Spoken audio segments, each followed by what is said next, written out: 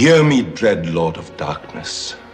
Show that you have power above the God of Moses. For an epic film like The Ten Commandments, you first need an epic way of filming. Enter VistaVision. A forerunner to IMAX 70mm and lately re-embraced on films like The Brutalist and One Battle After Another, VistaVision was created by Paramount Pictures at a time when studios were experimenting with larger film formats in an effort to compete with television. It offered an aspect ratio that emphasized not just width but height. More than that, the really unique thing about VistaVision was that, unlike other film stock which ran vertically through the camera, VistaVision ran horizontally, and as such was able to hold more visual information in the negative, offering a high level of image clarity. This allowed for a deeper, more detailed frame, for richer, more vibrant colors. That's one thing that the Ten Commandments definitely doesn't shy away from, is color. The film uses a dozen different shades of red, blue, gold, and turquoise to show the decadent opulence of Egypt, to imbue a crowd of extras with such a level of detail that the image starts to resemble something like pointillism. I think some of my favorite scenes are during Passover, where everything takes on dark shades of purple and black with the occasional shock of red. My son, I shall build your tomb upon their crushed bodies.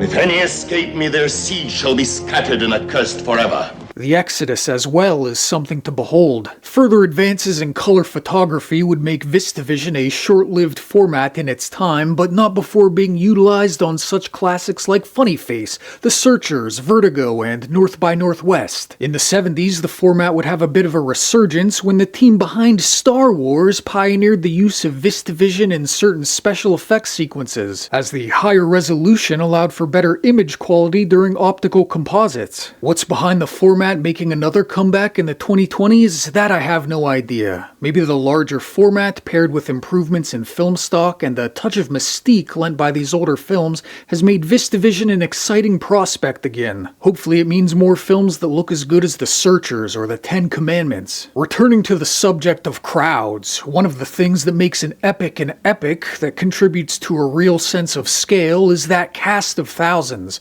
the sheer number of people on screen. The Ten Commandments is teeming with life. The large crowd scenes offer a sort of macro view of people and places that really reinforces a sense of the biblical, of the civilizational. This is something which in 1956 you just couldn't fake. There was no cutting and pasting of little computer people running on a couple of the same animation cycles. These were real people, living, breathing individuals. An exodus through the desert is all the more engrossing when you're watching not just real people, but real logistics play out on screen. It lends a certain extra layer of religious meaning to watch so much human materiality on screen, to watch a story of slavery and revolt acted out across so many people. In that regard, The Ten Commandments is a film where there are truly no small parts. Beyond the background players, we've got a lineup of some of classic Hollywood's finest. Cedric Hardwicke is here, Vincent Price is here, John Carradine, Yvonne De Carlo, Edward G. Robinson, who would later reunite with Heston on Soylent Green, and Baxter stands out as the delightfully unhinged Nefretiri, and of course there's Yul Brynner and Charlton Heston, each wielding their own singular brand of masculine bravado. I warn you, Mose, that the temple grain belongs to the gods.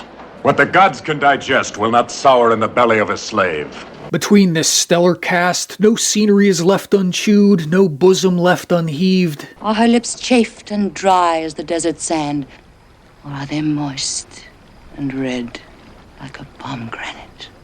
Far from a chaste Sunday school sermon, there's drama, there's spectacle, there's romance and sex appeal. After all, there's a lot of begetting in the Bible, and you can't do any begetting without any sex appeal. Even if you've never seen the Ten Commandments, odds are you still know some of the broad strokes of the story. Two brothers, sons to an aging king. The one brother, he's an outsider. He's been adopted into the royal family, and yet despite, or even because of this, displays all the qualities of a true hero. He's a great general, a wise and just leader of men. He's the frontrunner to inherit the throne. The other brother, while of the king's own flesh and blood, is arrogant and cruel, is resentful and covetous of not just his brother's ascendancy to the throne, but also his father's approval. Oh, and they're also rivals for the same woman. And so, through assorted schemes and machinations, our hero is stripped of his titles and banished from the kingdom, until eventually some call to action, in this case the voice of God,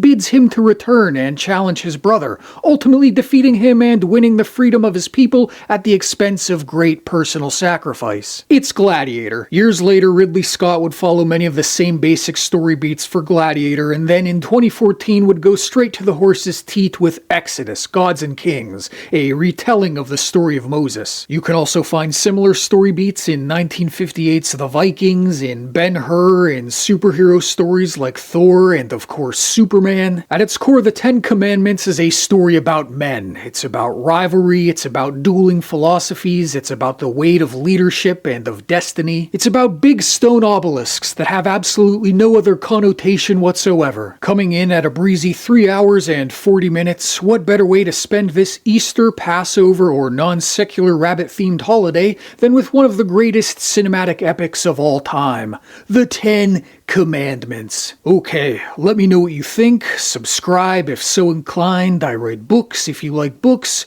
Okay, goodbye.